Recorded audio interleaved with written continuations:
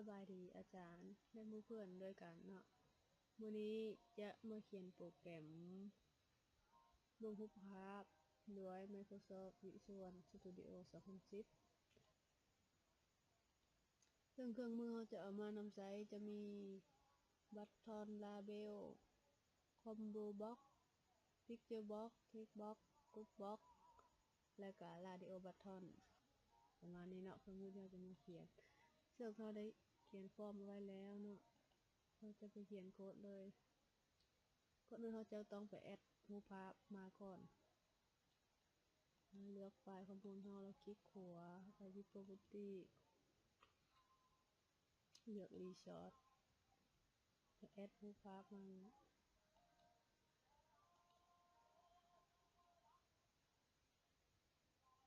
รูปภาพเราจะไปโหลดมาหรือว่าเอาใส่ก็ได้แล้วมา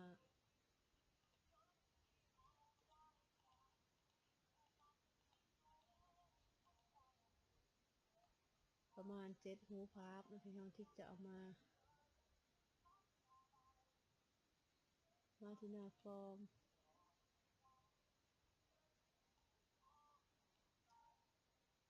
ถ้าจะเข้าไปเขียนโค้ดเลยเนาะ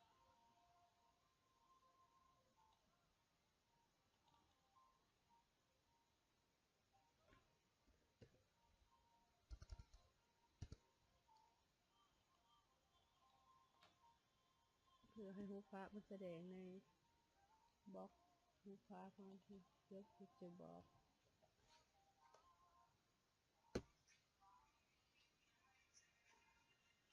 Picture Box นี่มันจะเป็นรูปภาพ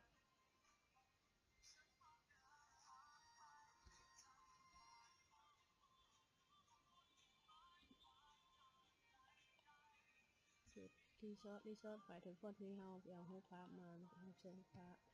แล้วก็ให้ใช้ชื่อรายชื่อนี่เป็นรูปภาพที่เราแอดเข้ามามันจะมีรายชื่อคือว่ารูปภาพที่เราตั้งชื่อไว้ในเบื้องต้นนั้นเราเลือกเสือแต่เสือบล็อกส่วนตัวนี้เราจะให้มันแสดงชื่อเป็นภาษาอังกฤษเราจะเขียนโค้ดไปพร้อมๆกันเลยนะ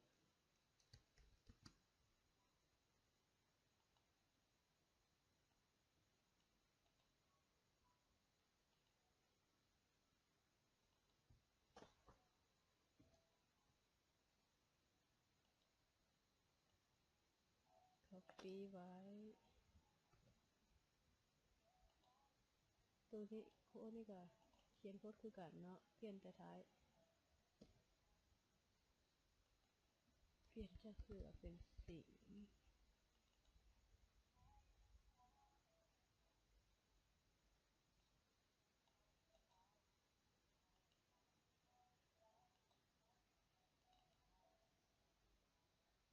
copy มาไว้บัดเดี๋ยวเราจึงเปลี่ยนก็ได้นะ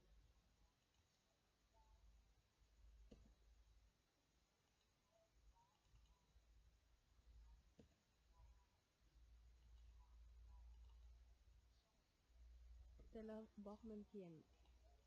คือการเปลี่ยนแต่ท้ายตัวท้ายมันซื่อ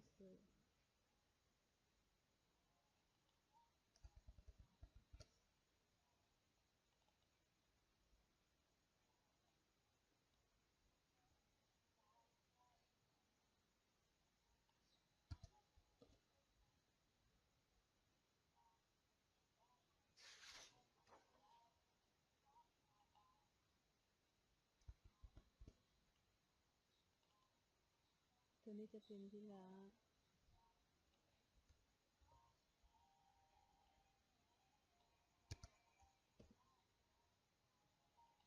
เปลี่ยนไปตามรูปที่เราเขียนแต่ละอันนะ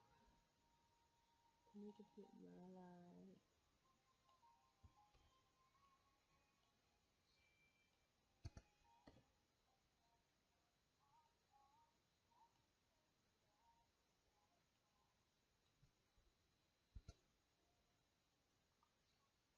ตัวนี้จะเป็นหมี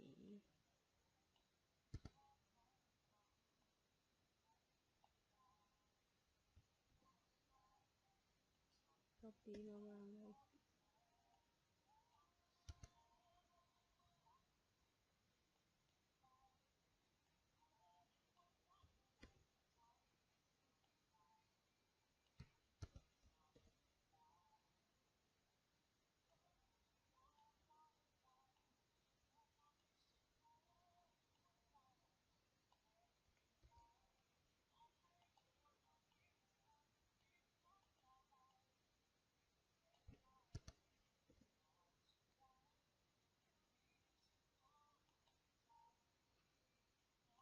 ต่อไปเขาจะมาเขียนโค้ดให้กำหนดขนาดรูปภาพเพราะเราต้องรูปไอเทมให้มันก่อนเนาะไอเทมข้างใน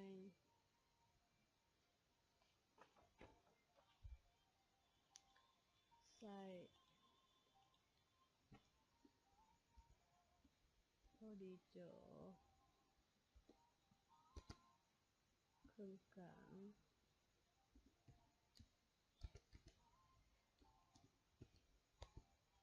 ขนาดตัวจริง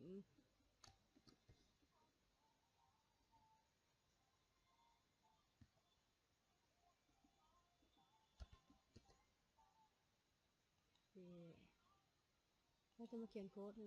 ห้บล็อกนี้เนาะเราคลิกเข้าไปเลยห้องนี้จะเป็นการสร้างเงื่อนไขคือว่าเราคลิกใส่เครื่องกลางบวกเครื่องใส่พอดีจังสิมันจะเปลี่ยนไปตามที่เราคลิกเราจะใส่เงื่อนไขให้มัน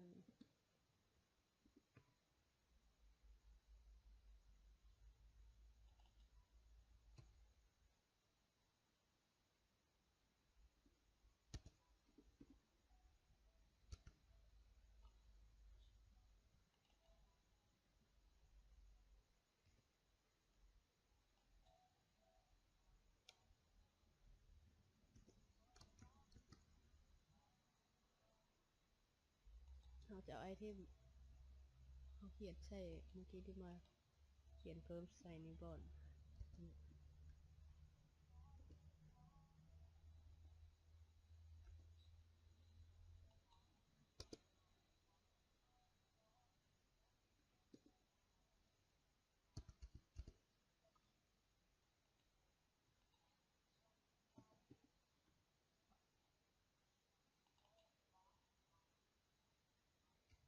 ส่วนอันนี้จะเป็นการกำหนดไซส์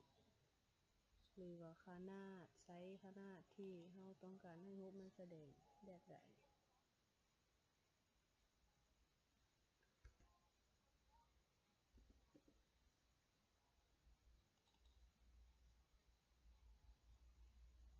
พอดีจอซูมใส่ซูม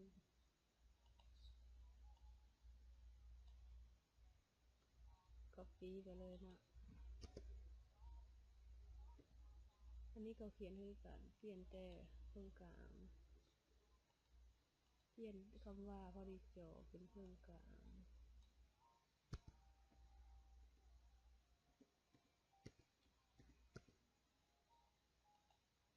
เปลี่ยนตัวนี้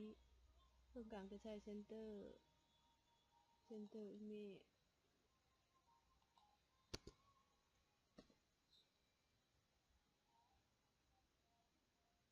ข้อนี้จะเป็นขนาดตัวจริง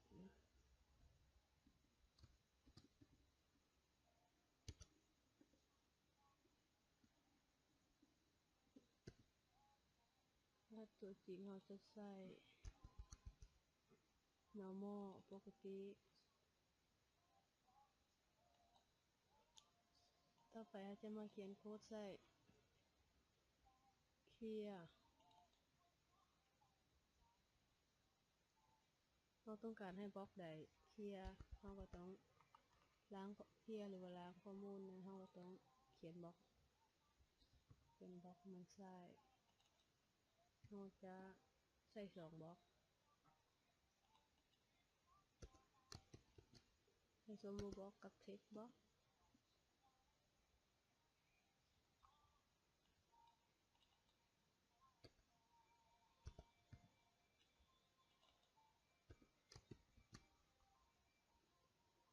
ต่อ ไปเราจะมาเขียนโค้ดออก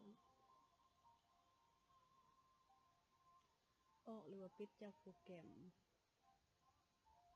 มีโค้ด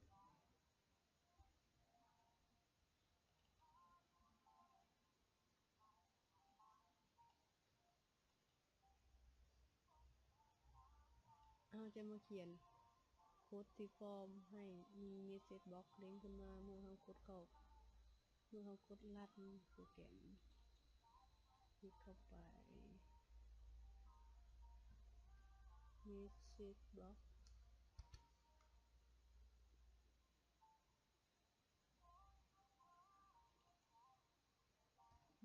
โชว์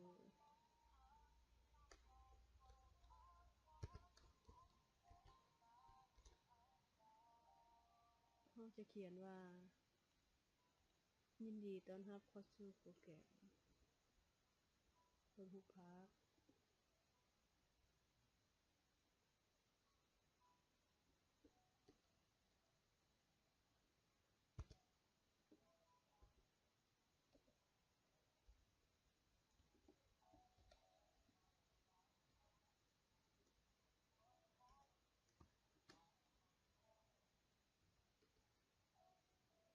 โปรแกรมเบิ่งรูปภาพ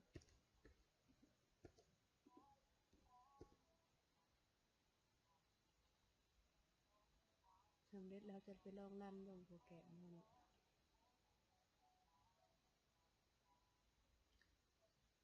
มันจะขึ้นบล็อกถามมันจะขึ้นบล็อกขึ้นมาว่ายินดีต้อนรับเข้าสู่โปรแกรมเราต้องการเข้าไปเราจะกดโอเคแล้วข้อมูลเราจะโปรแกรมที่เราเขียนแล้วจะได้ขึ้นมาเราลองใส่เงินนะมันจะแสดงเป็นภาษาอังกฤษอยู่ดู